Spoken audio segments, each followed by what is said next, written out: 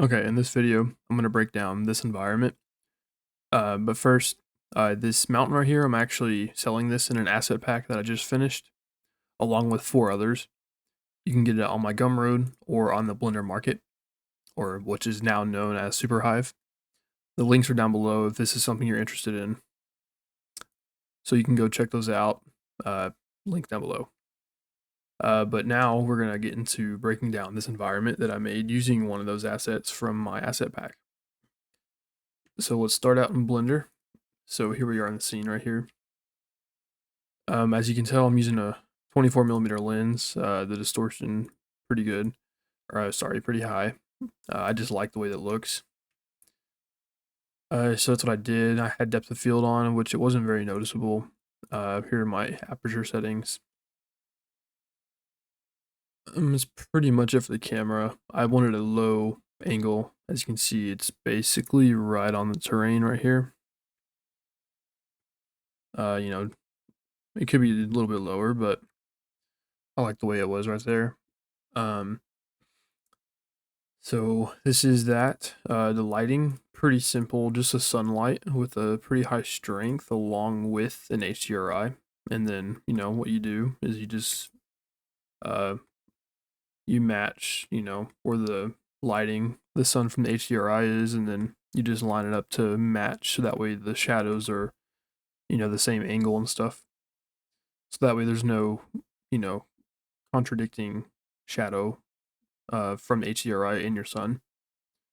I used 8K. I probably should have done 16K, but 8K worked in this case. You can use 1K, but I actually used the HDRI in my sky, so which I usually don't do that, but this time I did. I had an atmosphere setup thing, principled volume with a cube, as you can see here. And then these gobos are actually, let me hide some stuff real quick so I don't blow my computer up. Change that to 1K.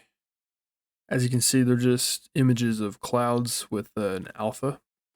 And all you do is use this and plug the alpha into the alpha. That's it. You don't have to do anything else. It's pretty simple. And then as you can see here, you just, move it around until you get something that you like. So in my case, that was good enough for me. Pretty simple with the gobos. Okay, so that's that. And now that's pretty much the whole environment. So now we're going to touch on the shading, or sorry, the material setup for the terrain, which this setup right here is actually what I am providing for you in the asset pack.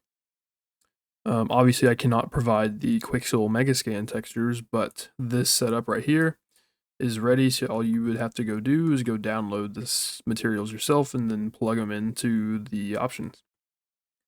So here we are. Let me actually turn the sun back on. Okay. By the way, these mountains are probably, this is as close as you're going to want to get, because any closer, like say you were like right here, you're going to notice that it's a CG mountain pretty quickly, which is it's not a bad thing, because CG mountains are very hard to get right, which is why in most movies and stuff, you're going to see them in the background, which is because they're so huge.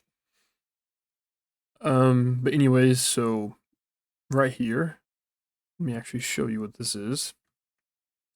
This is a custom paint map that I did, which I would recommend you doing this.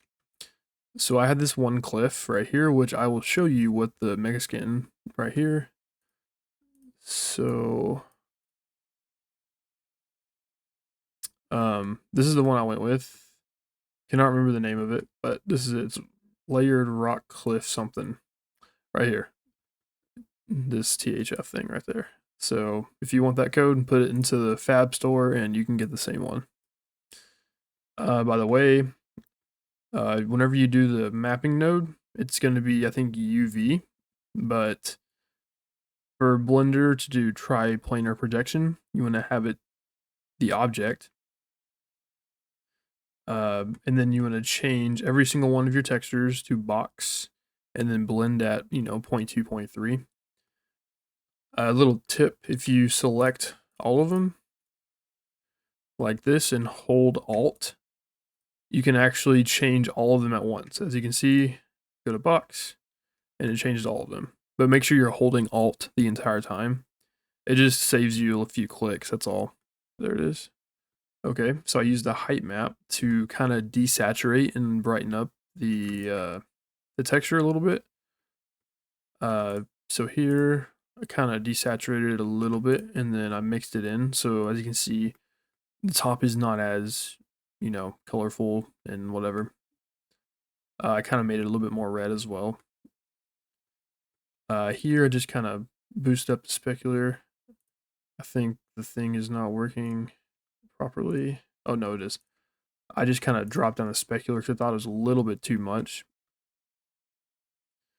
And then this little trick right here, use the displacement map instead of the bump map for the bump, which, it doesn't make sense, but the displacement map is usually a higher quality image texture, so that's kind of why you want to do that. Plug that into a normal, plug that into the bump, and then let me go up. I exposed the parameters so it's a little bit easier to see and easier to control out here, so that way your no graph doesn't get too, messy. As you can see, if you kind of bump up the distance to say 10, it's not very noticeable, but it does add a little bit more definition to your texture. I'm not sure if YouTube, as you can see, you can kind of tell it kind of moves it a little bit. You can play around with that, but that's kind of what I do for I don't use displacement because displacement, especially with mountains, doesn't really matter. Here's my second cliff texture, literally a copy and paste setup. Same thing, box projection and all that, desaturate the height, all that stuff. The image texture, let me show you. It is this one right here. So type that into Fab and you'll get that same one. Go back. Okay, so this is what it looks like. It's just a different variation of it. And that's all mixed in with that paint thing in mind. And you might be wondering how I did that. Well, you just Shift A, do an image texture, you hit new, give it a name. I did 2048, so 2K. 2048, and then you hit new image, and then what you want to do is select this, go to texture paint. Might take a second because it's going to be, I already set it up, so it's going to be in the shaded mode. So what you want to do here is you basically paint using a texture mask, and you want to blend in the shader. As you can see here, all my paint strokes right here. So you can look at the camera angle, whatever you want to do. But as you can see, for example, here, I painted that in, so it's kind of mixed into the texture, so it kind of hides the repetition. This is all going to be covered by grass, so don't worry about the way that looks right there. I was mainly focusing on the peaks up here. So that's how you do that. And then you use that as a factor of the mix shader, and that's how you get that mix. So let's go back to render view. Again, this one, I used the soil to kind of add some sediment with this rock texture, which let me show you with this rock texture. This one right here, so you can look that up in Fab. Again, my setups are pretty similar, so again, just some, changes to the specular and roughness maps. I had a smaller value, so it's a little bit, just some smaller detail. And then I mixed that in. It's actually it's a pretty subtle change. Let me show you here. So it kind of, in the crevices and cracks, whatever you want to call them, it kind of adds a little bit more of a smaller rock breakup, as you can see right here. And then, so now we're adding the slope for the grass. So grass, I kind of use this to mix up the two grasses, which let me show you what the grass one looks like. That is it right there. Whoops. Let's, not do that. All right, and then so here's a color map from Gaia. That is also going to be in the asset pack if you do buy that. And then I kind of mix it in. So as you can see, it kind of gives it a natural color variation. I just mix it in by like, a third. You can do more or less, whatever you want. Okay, so here I actually used a bump map, but as you can see, kind of gives it a very strong bump look. And what this does is, let me show you. It gives it a very bumpy look, which makes it look like there's actual like 3D grass on there. Kind of helps with the detail. Ignore the texture right here because we're going to be scattering, grass assets and stuff on there. So I did that. This one is just another grass asset, which here it is right here. This one right here. Same exact thing, except I did some hue corrections, I think, because it was a little bit too green for my liking. Again, I mixed in the color from Gaia, and then I used this texture. This is going to be in the pack, but it just kind of gives it a random natural texture look, and then you mix that with this mask, and as you can see, it kind of helps it blend a little bit better together right there. And then, use the slope output, and then you blend back the rock. Bring the Gobos back. So this is what we're looking at right now. And then now we're doing the snow. So how I do snow, I take this, the slope, and then there's the actual snow mask itself from Gaia. I multiply those two together to kind of take some more snow off of the rocks itself.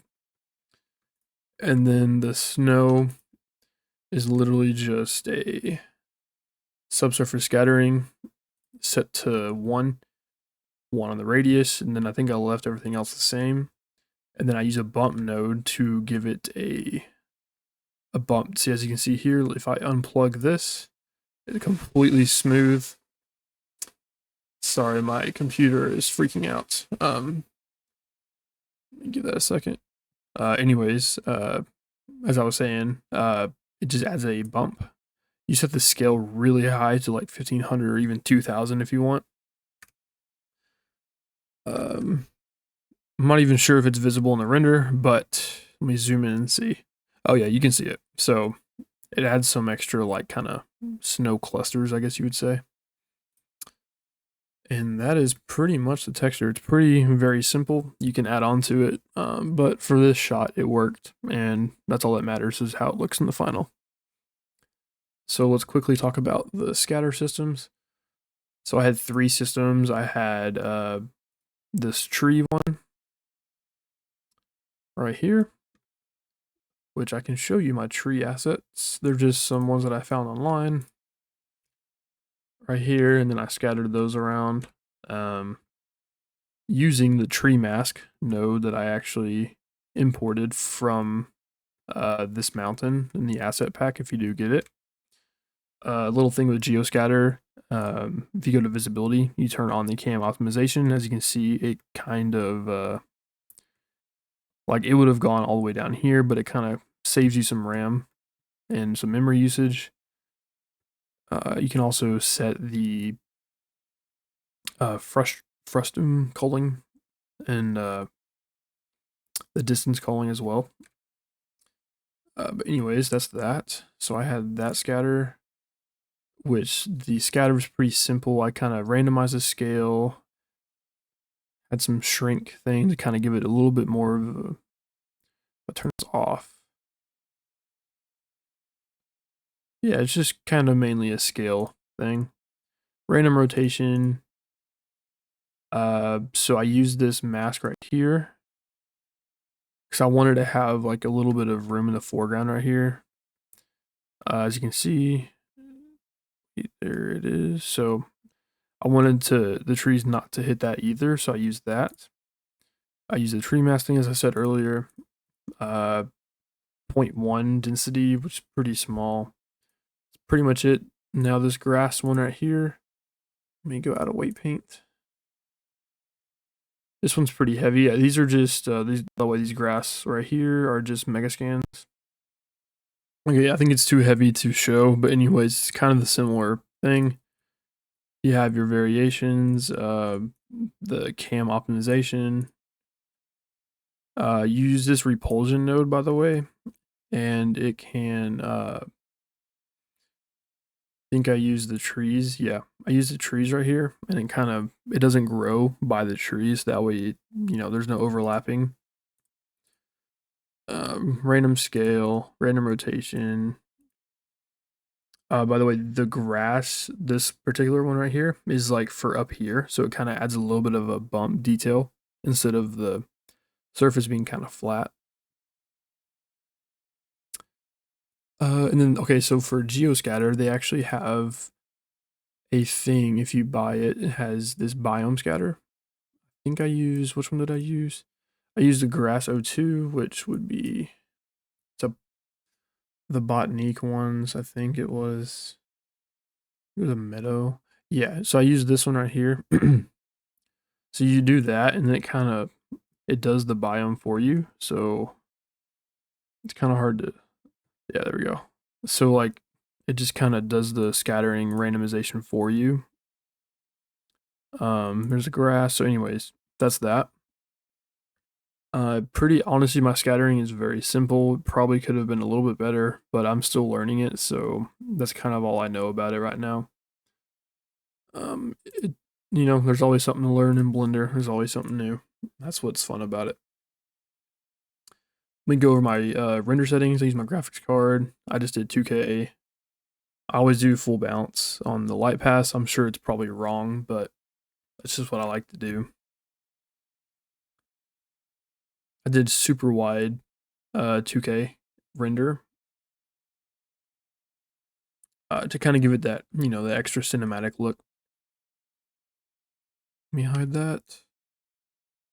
I wanted to do an animation. I just didn't feel like waiting because about one frame took 30 minutes, so I did not want to wait like days for it to render. I did no AOV passes on this one. I didn't really do a lot of compositing. I'm going to show you that here in a minute.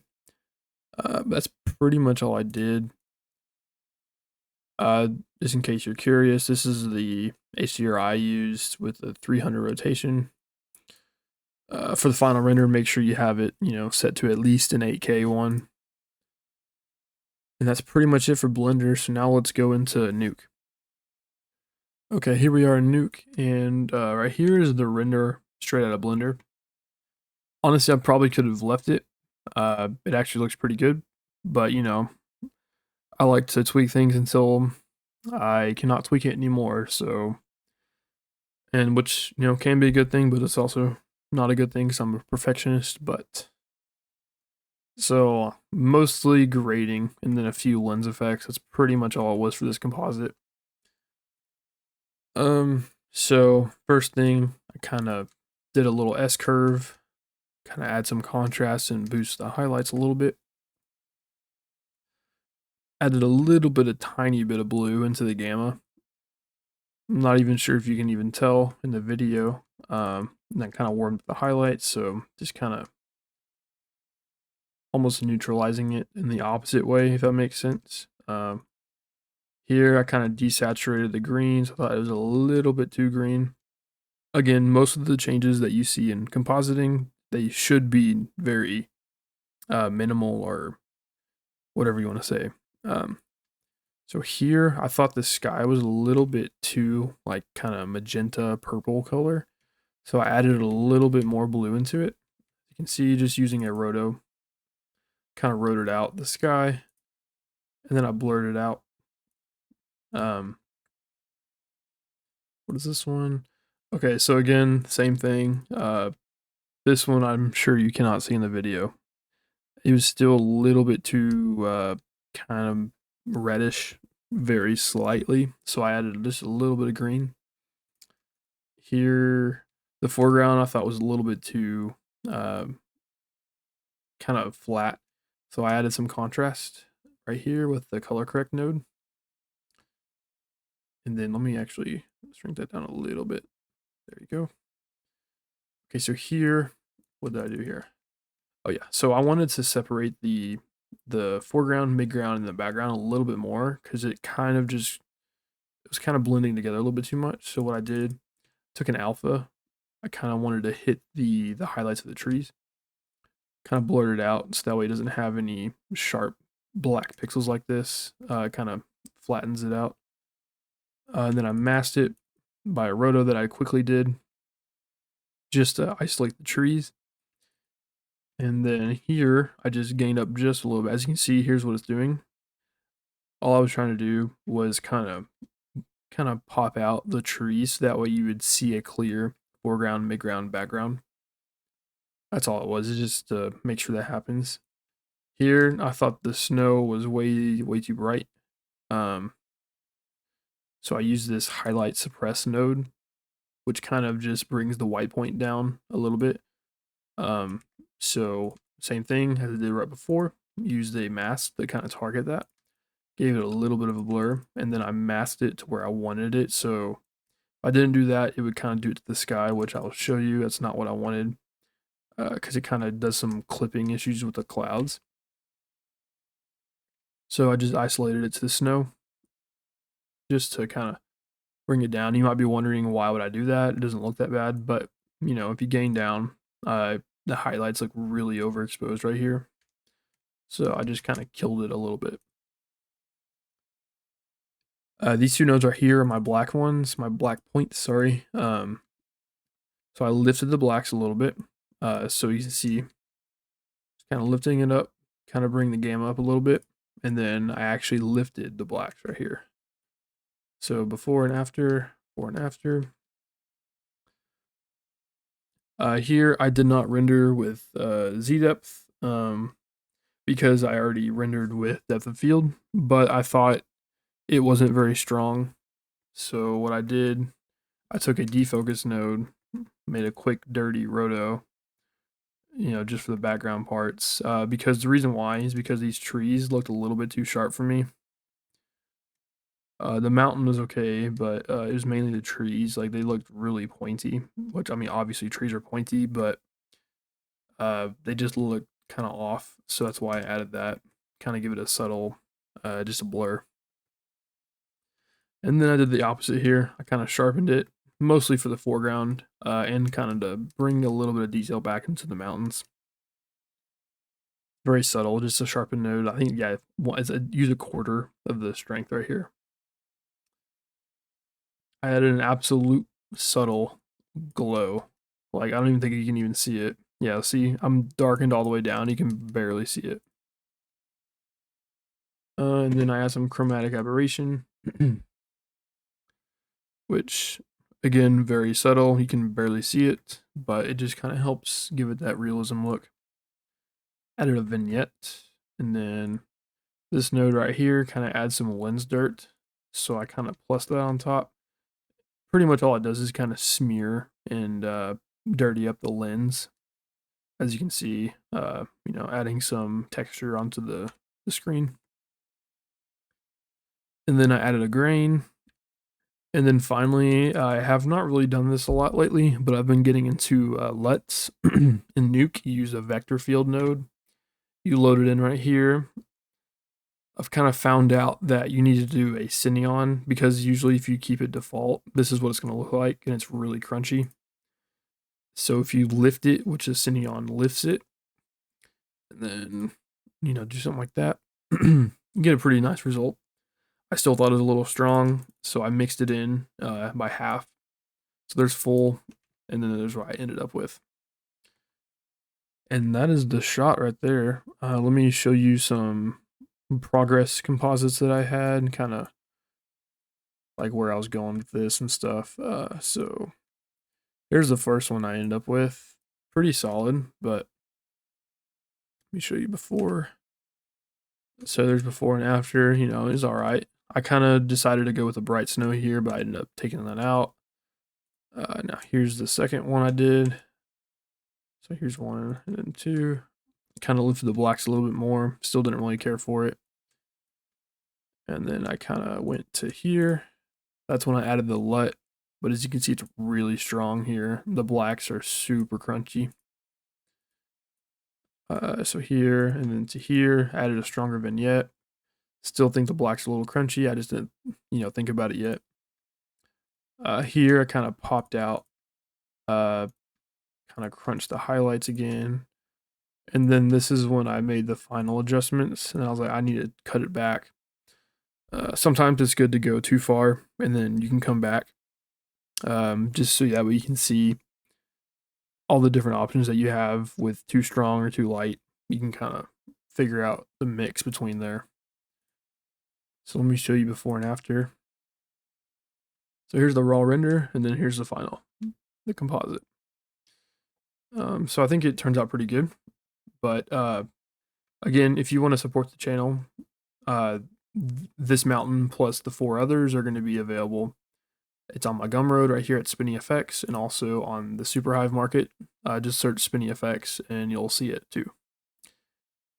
Anyways, thanks for watching. Hope you enjoyed the video. If you have any questions about a certain thing, I can make another video in more detail about it. If not, I can try to answer it in the comments. Please like and subscribe, and let me know what you would like to see from me in future videos. Thanks for watching.